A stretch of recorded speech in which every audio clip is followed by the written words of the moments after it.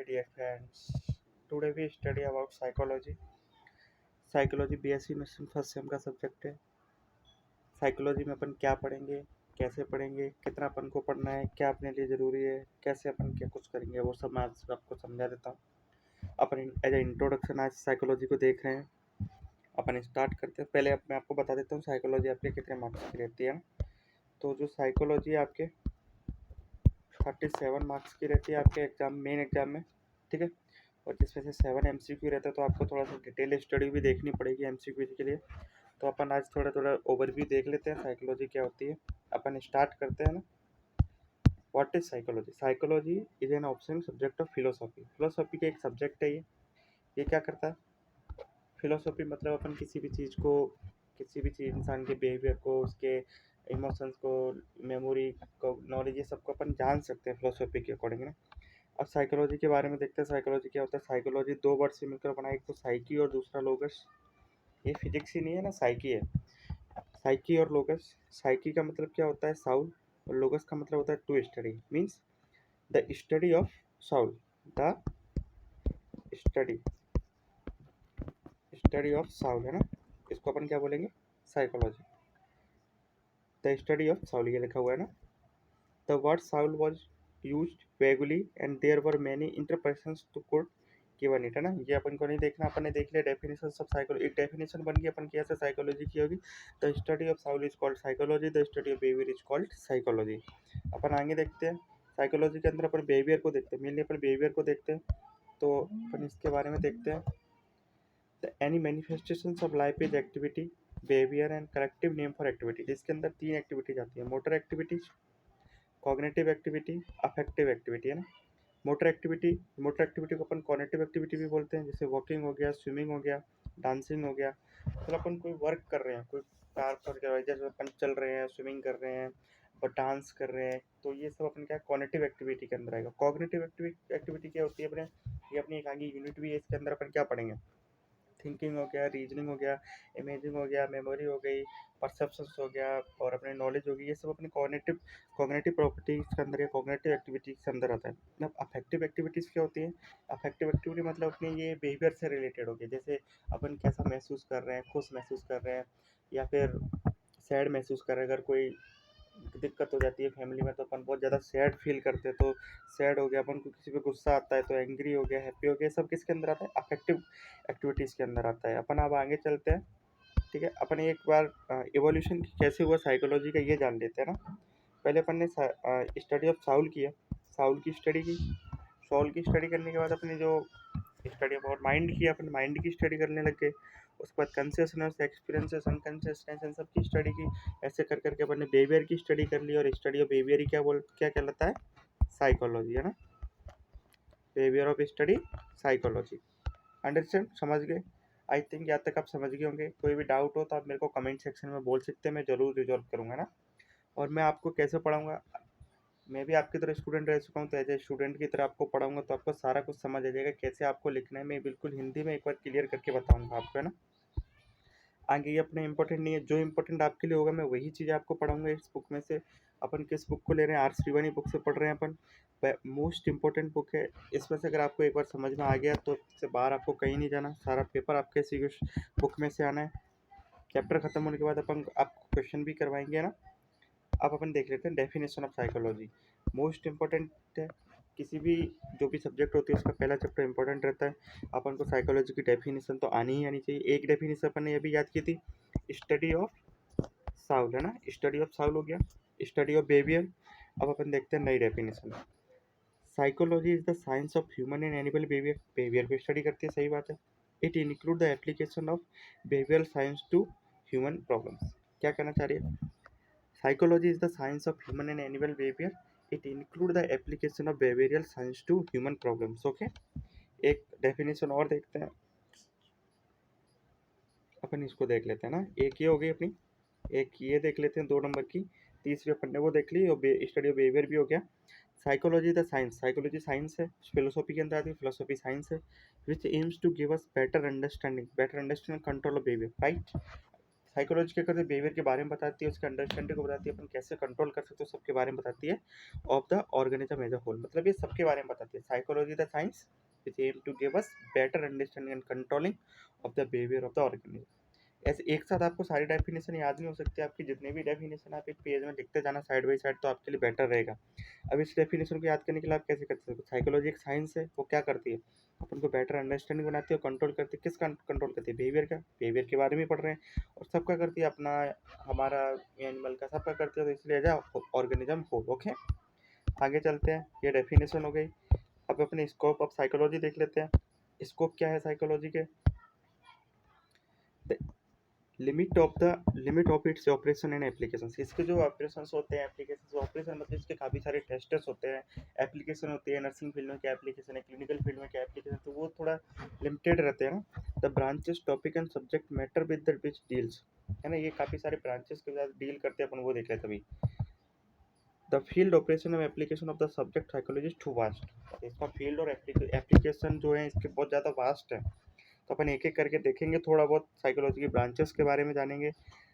It study, अब ये क्या करती है साइकोलॉजी, ये स्टडी करती है, डिस्क्राइब करती है, एक्सप्लेन करती है behaviour of the living world, बताया था अपन ने, बिहेवियर के बारे में बताती है।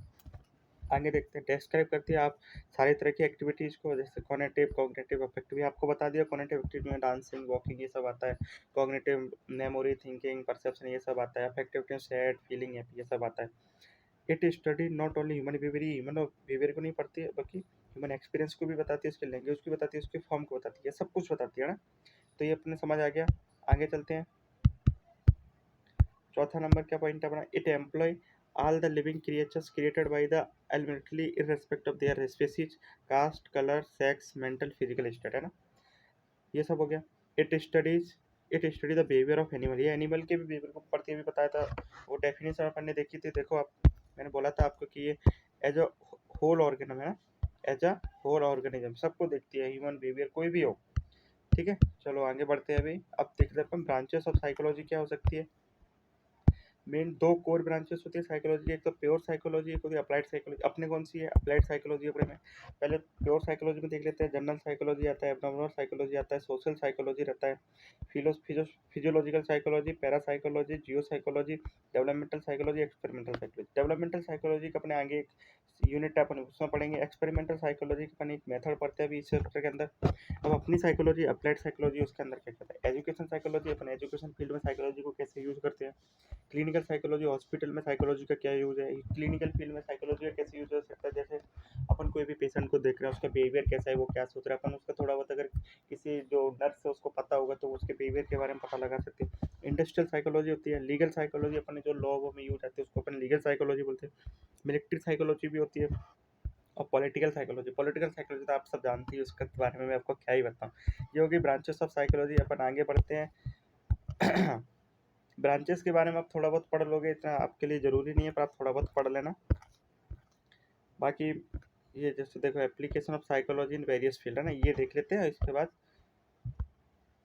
आप वेरियस फील्ड में जो साइकोलॉजी के क्या क्या एप्लीकेशन है, एजुकेशन में यूज होती है, मेडिसिन में यूज होती है, बिजनेस एंड इंडस्ट्री में यूज होती है, क्रिमिनोलॉजी में यूज होती है, पॉलिटिक्स में यूज होती है, गाइडेंस एंड काउंसलिंग में यूज होती है, मिलिट्री में यूज होती है, ह्यूमन रिलेशनशिप डेवलपमेंट। एजुकेशन में यूज कैसे है, एजुकेशन में अपने नर्सिंग अपन कर रहे हैं तो क्लिनिकल फील्ड में यूज हो गई।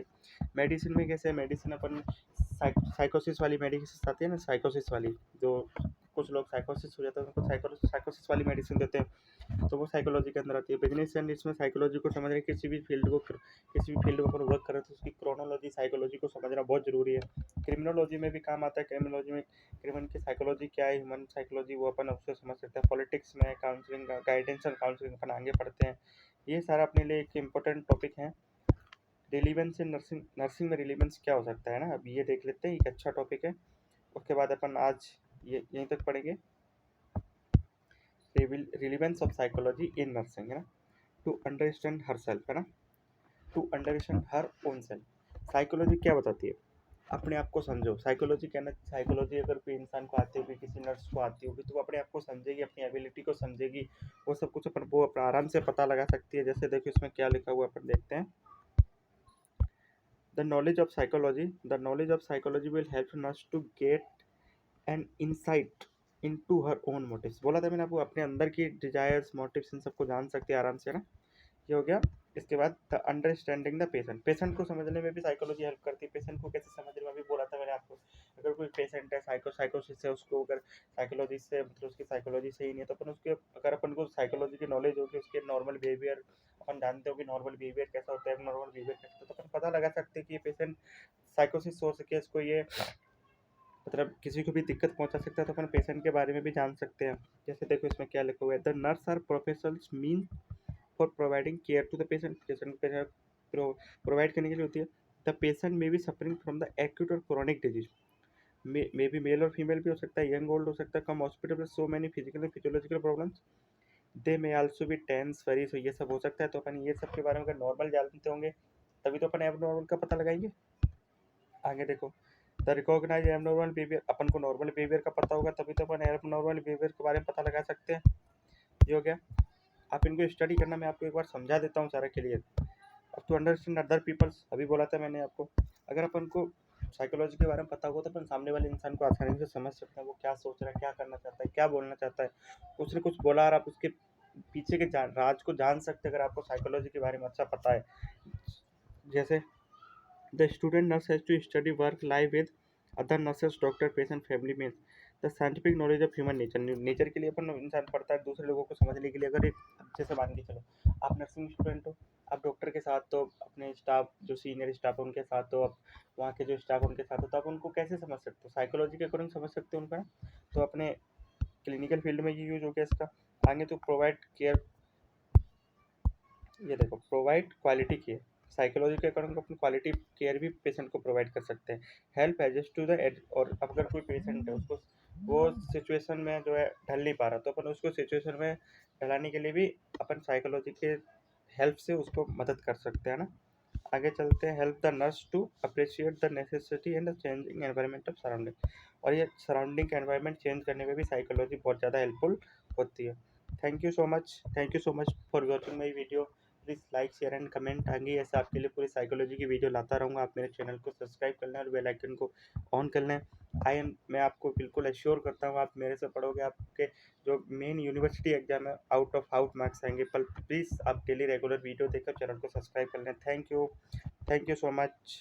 आपसे बस एक, आप मेरे को सब्सक्राइब कर दो, आपसे यही उम्मीद है। आप भी मेरे को सब्सक्राइब करोगे तो मेरे को भी मोटिवेशन मिलेगा। Thank you so much.